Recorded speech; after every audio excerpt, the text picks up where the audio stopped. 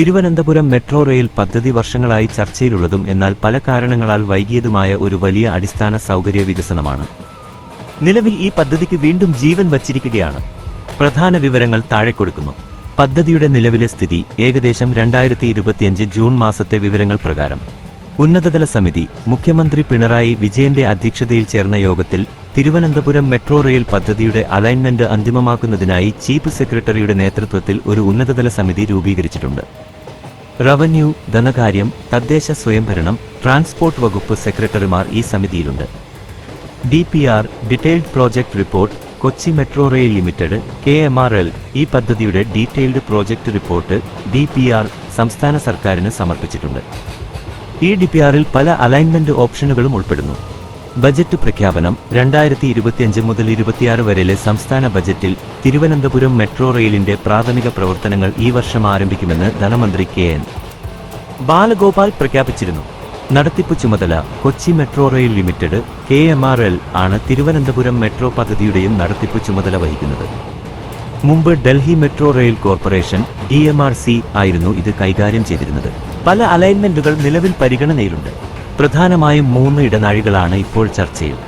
1 കഴക്കൂട്ടം പാപ്പനംകോട്. ഇത് ഏകദേശം 27.4 കിലോമീറ്റർ ദൂരമുള്ള ഒരു പ്രധാന ലൈൻ ആയിരിക്കും. ടെക്നോസിറ്റിയിൽ നിന്ന് പള്ളിപ്പുറം വഴി തുടങ്ങി പഴയ NH47 നീളുന്ന ഈ റൂട്ടിൽ 24 സ്റ്റേഷനുകളുണ്ടാകും. കഴക്കൂട്ടം, ശ്രീകാര്യം, ഉള്ളൂർ എന്നിവിടങ്ങളിലെ നിർദ്ദിഷ്ട മേൽപ്പാലങ്ങൾ കൂടി ഉൾപ്പെടുത്തിയായിരിക്കും ഇത്.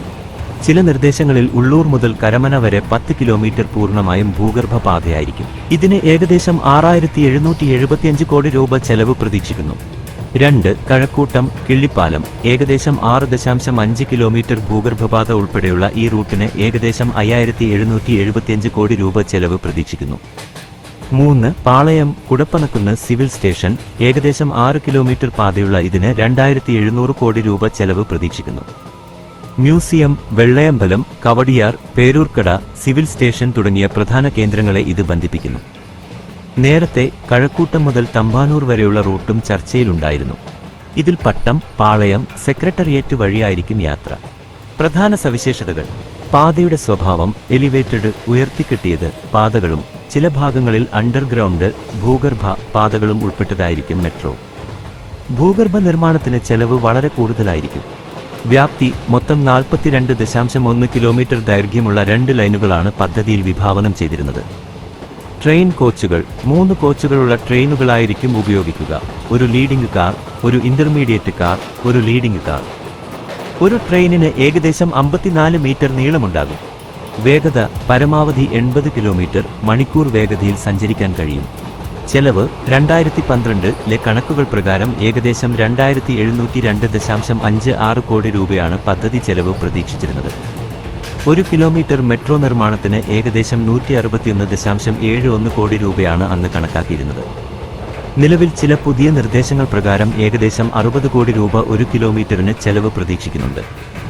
ചരിത്രപരമായ പശ്ചാത്തലം: തിരുവനന്തപുരം മെട്രോ പദ്ധതി ഒരു ദശാബ്ദത്തിലേറെയായി ചർച്ചയിലുണ്ട്. തുടക്കത്തിൽ Delhi metro rail corporation DMRC ഒരു മോണോറെയിൽ സംവിധാനമാണ് നിർദ്ദേശിച്ചത്. പിന്നീട് ഇത് ലൈറ്റ് മെട്രോ പദ്ധതിയായി മാറ്റി.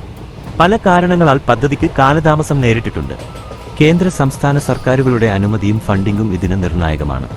മെട്രോ യാഥാർത്ഥ്യമായാൽ തിരുവനന്തപുരത്തെ ഗതാഗതക്കുരുക്കിനും മലിനീകരണത്തിനും വലിയൊരു പരിഹാരമാവുകയും നഗരത്തിന്റെ മുഖച്ഛായ മാറ്റുകയും ചെയ്യുമെന്നാണ് പ്രതീക്ഷിക്കുന്നത്. ഞങ്ങളുടെ ഈ വീഡിയോ നിങ്ങൾക്ക് ഇഷ്ടമായെങ്കിൽ ദയവായി ലൈക്ക് ചെയ്യുക, നിങ്ങളുടെ സുഹൃത്തുക്കളുമായി ഷെയർ ചെയ്യുക. ഈ വീഡിയോയെക്കുറിച്ചുള്ള നിങ്ങളുടെ അഭിപ്രായങ്ങളും നിർദ്ദേശങ്ങളും കമന്റ് ബോക്സിൽ രേഖപ്പെടുത്താൻ മറക്കരുത്. കൂടുതൽ നല്ല വീഡിയോകൾക്കായി ഞങ്ങളുടെ ചാനൽ ഇപ്പോൾ തന്നെ സബ്സ്ക്രൈബ് ചെയ്യുക.